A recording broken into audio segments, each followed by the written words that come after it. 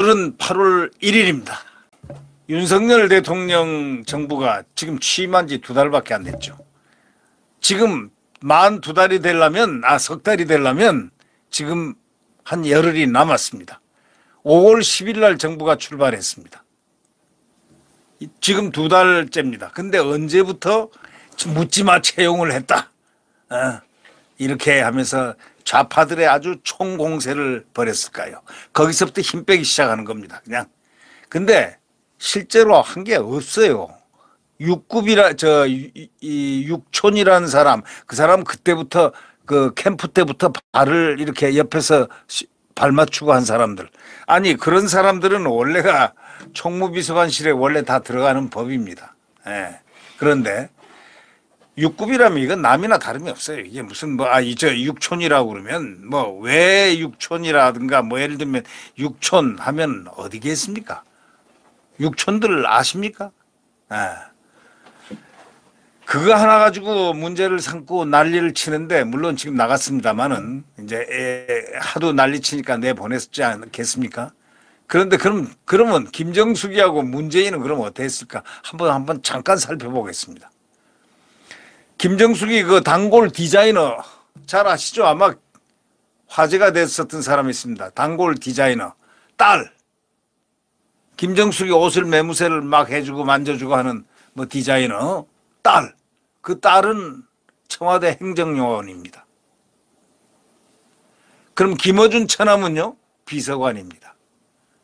코레일 유통 비상임이사 지낸 박윤희가 2016년 9월에 창립된 문카페 리더 박두식, 또 박두식 대우조선 해양 대표가 누구냐? 문재인 동생 문재익 씨 대학 동기입니다. 또 알박기 인사들 한번 보십시오.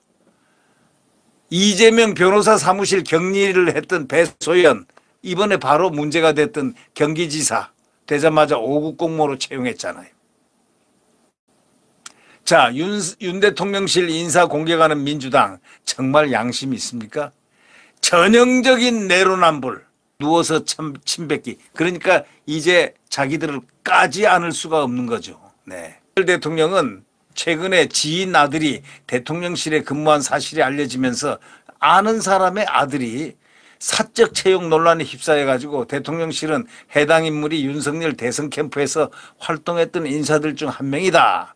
능력이 우수하다. 이런 평가를 받아서 업무상 필요에 의해서 채용된 것이라고 해명까지 했지만, 이 야당, 이 극좌파들은, 야당 민주당은요, 한마디로 극좌파입니다.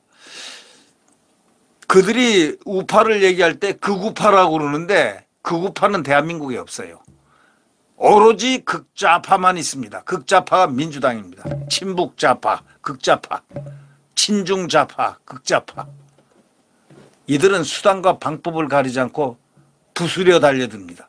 지금 청와대를 부수고 윤 정권을 부수려고 달려드는 총공세를 하고 있습니다. 민노총, 전교조 할 것 없이 완전히 그들은 돼 있고, 거기에 또 간자로 회자되는 민경욱 위원에 의하면은 간자다, 간첩이다. 그는 그 이유로서 이러이러하다. 그 증거를 쫙 대고 말이죠.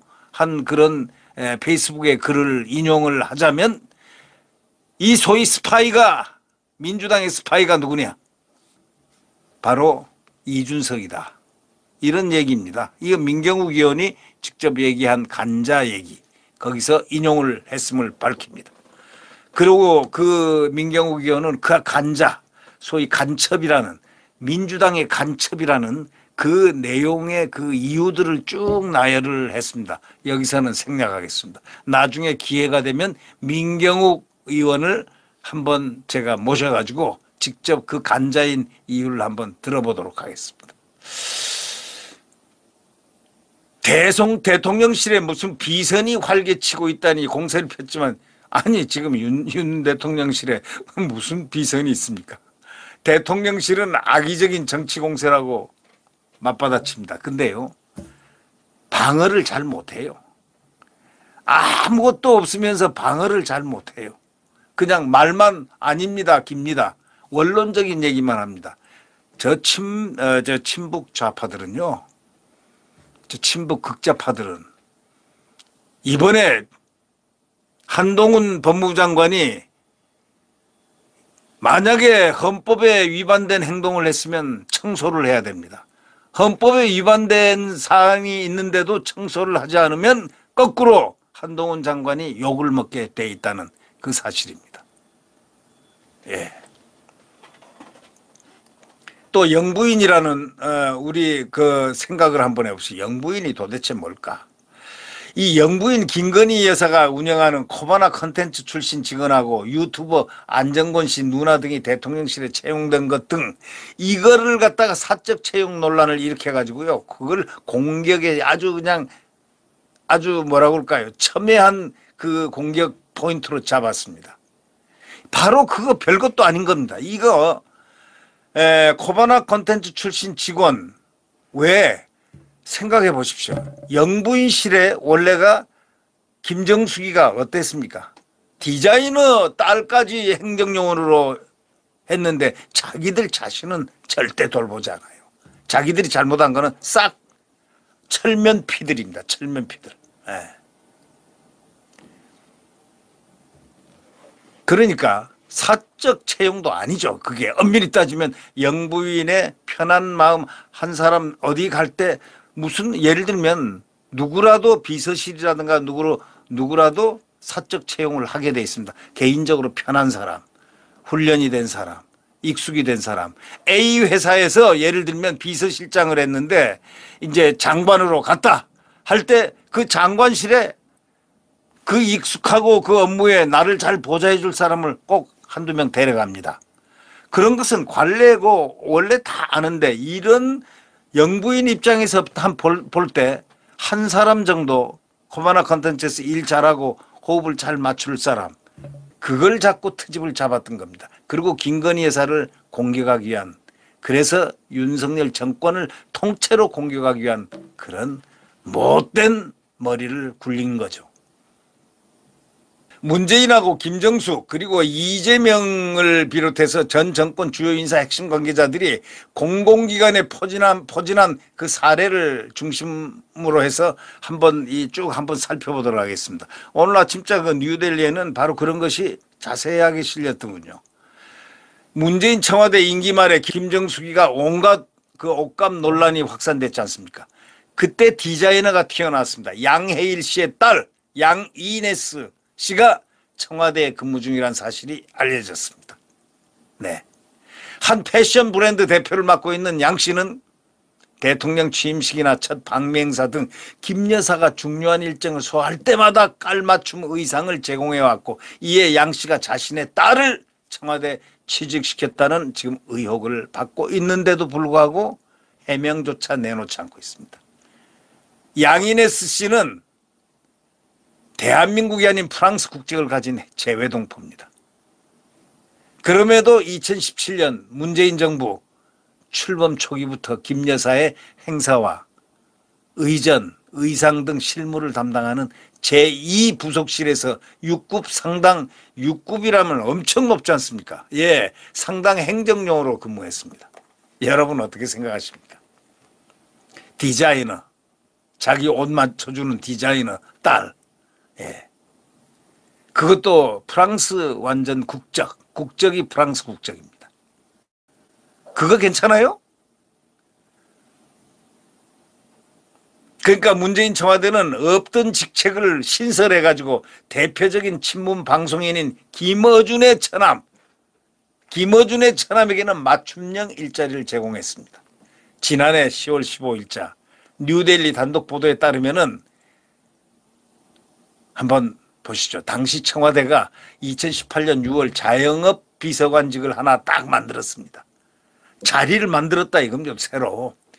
이때 자영업 비서관으로 임명된 인태연 자영업 비서관이 바로 김어준의 부인인 인정옥 작가의 오빠라고 합니다. 야, 구석구석에 다 박아놨습니다. 네.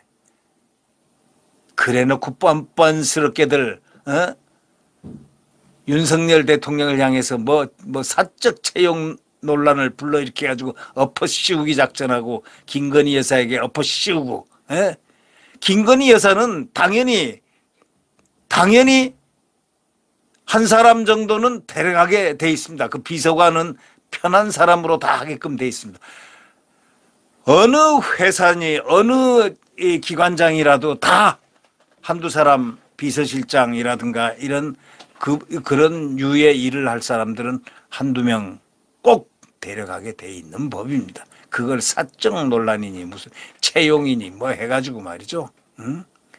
김어준 씨 얘기 처음 들어보시죠? 예. 김어준 씨와 인종옥 작가의 실제 혼인 여부는 알려지지 않았다는 겁니다.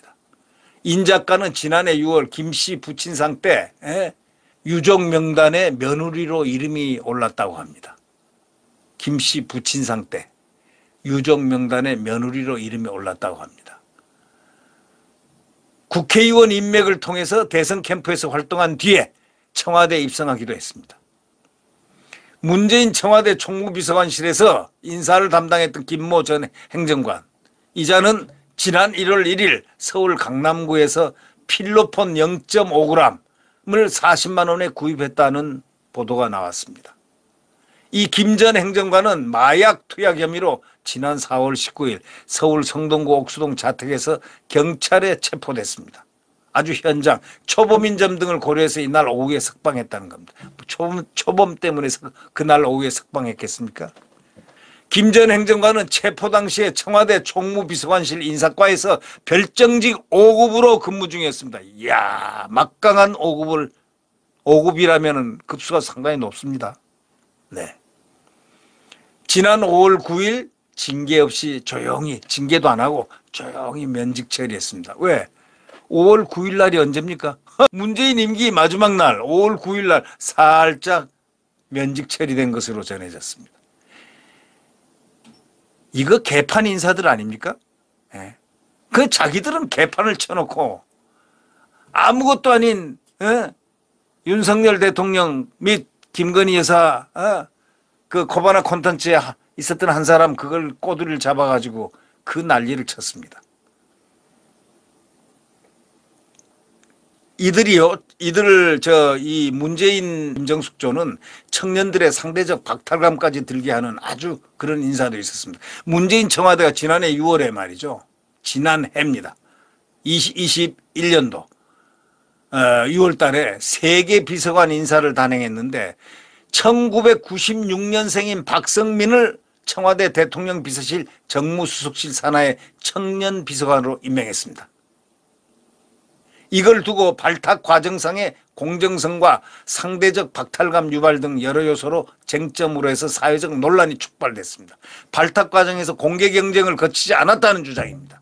구급 공무원 시험에 떨어져서 울고 있는 청년들 입장에서 이런 상황을 볼 때 납득이 되겠습니까? 낙하산 중에 특혜 인사라는 겁니다. 콱 집어가지고 집어넣었으니까요. 공개 경쟁은 안 거쳤으니까 말이죠.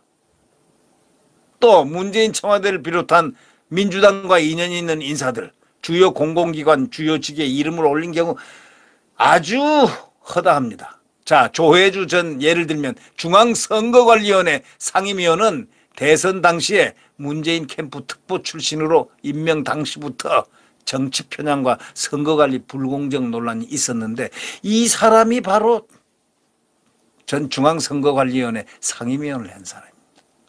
네. 유영진 전 식품의약안전처장은 누군지 아십니까? 약사 출신인데요. 대한약사회 부회장, 부자 아닙니까? 부자 부회장, 더불어민주당 정책위원회 부의장을 지냈습니다. 부자 이름 하나씩 딱딱 줬겠죠. 근데 이 사람이 누구냐?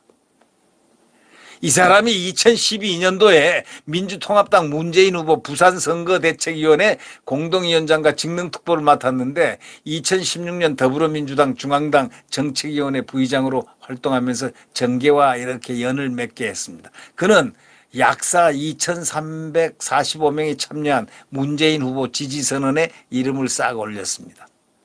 페이스북 등을 통해서 다른 정당 후보들을 강하게 비판하는 등 당시 문재인 후보 당선 활동에 적극적이었습니다.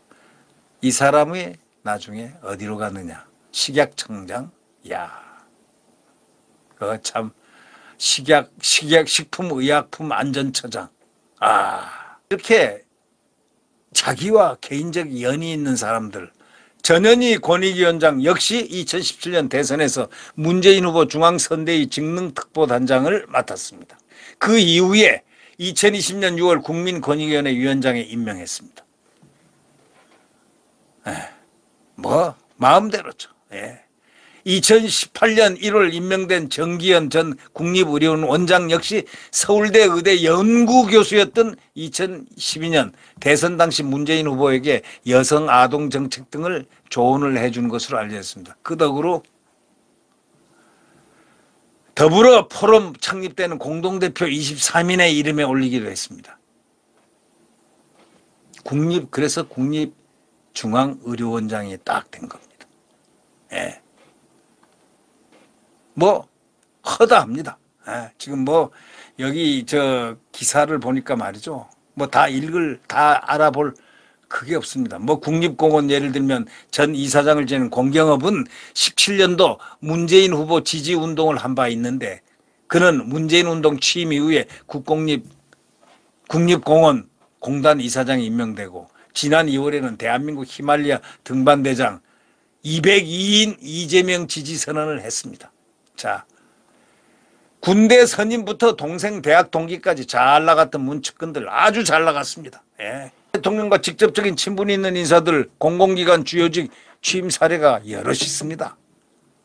예를 들면 군대 선임 노창남 씨는 공무원연금공단 산하 화성 상록골프장 대표 사장에 취임했습니다. 공무원연금공단 산하 제일 좋은 화성 상록골프장 대표. 상록골프장 경영진이 일반적으로 연금공단 퇴직자가 맡아왔는데 군인 출신인 노창남 대표가 연금공단과 별다른 연고가 없는 건데 거기에 딱 임명됐습니다. 문재인의 경남중학교 동기 김국진 씨는 한국화성협회 회장입니다. 회장으로 2018년 선임돼서 공식 홈페이지상 현재까지 회장직에 있습니다. 화성협회는 코롱에 대한 화섬, 태광, 효성, 도레이, 성안합섬 등을 회원사로 두어가지고 하는 아주 큰 협회입니다. 자, 다 이렇게 얽히고 설켰는데 아니 깨끗한 윤석열 대통령 부부가 그렇게 깨끗하게 했는데도 그 꼬두리를 딱 잡아가지고 저렇게 뭐 사적 영역이니 뭐니 고민종이 졸랑졸랑 하고 다니지 않습니까? 저런 걸 보면 말이죠. 이 극좌파들의 이 사고는요. 자기 거는 안 보입니다. 공격 포인트, 공격할 사람의 것만 보입니다. 저 화섬협회가 뭐겠습니까? 개인기 아니면 산업통상자원부에 속한 화섬협회 회원사들입니다. 정부 정책에 아주 민감하니까. 그래서 줄곧 고위공직자 출신을 회장으로 선임해가지고 대정부 업무를 맡겠지만 협회 설립 55년 만에 처음으로 중소기업인 출신인 김국진이가 회장으로 선임됐습니다. 누구 빼기까요? 그건 보나마나 아니겠습니까? 대우조선해양 박두선 신임 대표는 누굴까요? 그는 올해 대선 직전에 지난 2월 대우조선해양 신임 대표이사에 선임됐습니다. 문재인의 동생인 문재익 씨의 대학 동기입니다. 해양대학 동기라고 그러죠. 기업에서도 정권 말 알박기 인사 논란이 제기됐습니다. 지금 이만큼 나와 있습니다만은 이거 다 읽기가 정말 피곤합니다. 이들이 내로남불 이거 어떻게 우리가 이걸 이재명도 말이죠. 과거에 인연 있는 사람들 다 채용했잖아요. 법카 횡령 의혹 배소연이 대표적이죠. 배소연과 관계가 있다는 사람이 이번에 극단적인 선택을 했죠. 배소연 아시죠? 소위 5급 법카 김혜경 일명 비서관으로 통했던 이런 자기들의 그것은 정말 모릅니다. 그것뿐입니까? 성남시청을 보면 전부 이현이 경기지사가 되면서 경기도 5급 공무로 전부 다 성남시청에 잘 알았던 사람들, 자기를 보좌했던 사람들 다 줄줄이 데려갔습니다. 원래 데려가는 게 원칙인데 왜 그러면 가만히 있으면 중간은 될 텐데 왜 윤석열 대통령 아무것도 아닌 거 캠프에서 일했던 소위 6급 또 하나 김건희 여사는 코바나 콘텐츠에서 아주 일을 잘했던 사람 그 비서실에 자기 담당하는 코넥 자기가 영부인이니까 그런 것을 가지고 트집을 잡으니 트집을 잡을 게 없으니까 그런 거 가지고 잡는 겁니다. 자기들은 지금 이걸 뽑아내라면요 아마 신문지면 한 면 아니면 몇 면으로도 부족할 겁니다. 네. 이런 모습을 보면서 저희들은 이런 걸 느낍니다. 공공기관 인사권은 사실상 정부가 쥐고 있는 겁니다. 원래가. 측근이 이사장이라든가 감사나 상임이사로 가는 것은 어떻게 보면 당연하다고 생각합니다. 저도. 그런데 다만 문제는 임기 막판에 대못을 박아놓는 것은 이거는 절대 도덕적으로 윤리적으로 안 된다는 건데 이걸 한 사람이 누구냐면 문재인 알박기입니다. 문재인은 성을 갖다 문씨에서 알제인으로 바꿔야 될 정도로 알을 많이 박아놨습니다. 알박기. 네. 그래가지고 불편한 동거를 하게 하고 한 지붕에 두 가족 삶을 당분간 살게 하는 이런 문제 정말 분노합니다. 네.